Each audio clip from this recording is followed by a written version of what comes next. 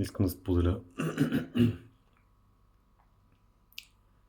нещо, което научих днеска. За това как може да се справяме с неща, които сме поели като ангажименти и са се натрупали във времето и които колкото повече ни се иска да ги отметнем, толкова по-голяма тежест си създаваме. И тази тежест всъщност ни пречи да ги отмятаме, тези ангажименти. И естествено ни дърпи от енергията. Особено ако има неща, които се влачат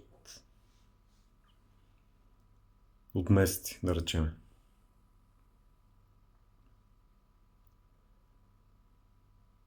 Най-практичното нещо, което може да направим, е да приемем усещането за тази тежест, или както и там да го наречеме, притискане, дискомфорт, изнервяне и може би има различни нюанси при това кой как го възприема. Някой въобще може да не му пука, естествено. Може да си мисли, че е много над нещата, но те тихичко да работят на заден план. Тези неща. Така че това осъзнаването на усещането, което изпитваме и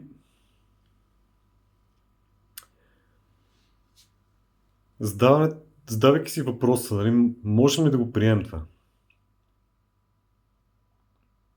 Това е реалността към настоящия момент. Можем ли да приемем тази тежест?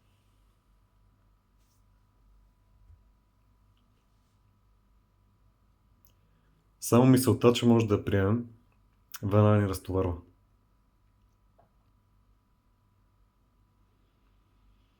И нещата започват да изглеждат по съвсем различен начин.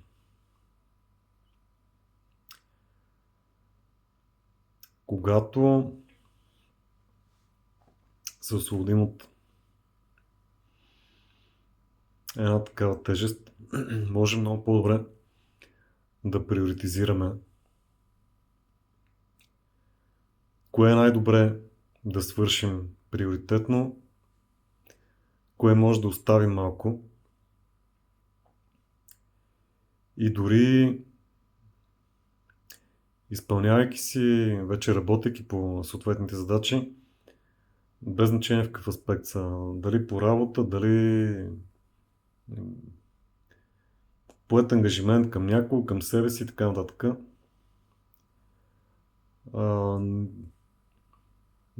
Може много по-комфортно да ги отметнем тези задачи. Дори смятам да си направя списък с нещата, които имам завършене и да ги отметна едно по едно.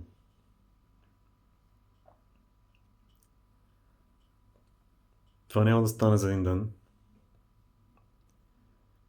но спокойствието, че нещата са такива, които са и че даваме най-доброто от себе си, е достатъчно да ни помогне да свършим всичко. Имам опит с такива списъци. Това работи определено. Не тръгвам с нагласта, че и този път ще проработи, но ще го направя и се чувствам по-добре. И отмятайки нещата едно по едно, това създава и повече увереност. Тоест, имаме увереност, че ще свършим всичко, правим си плана и започваме да отмятаме нещата. That's it.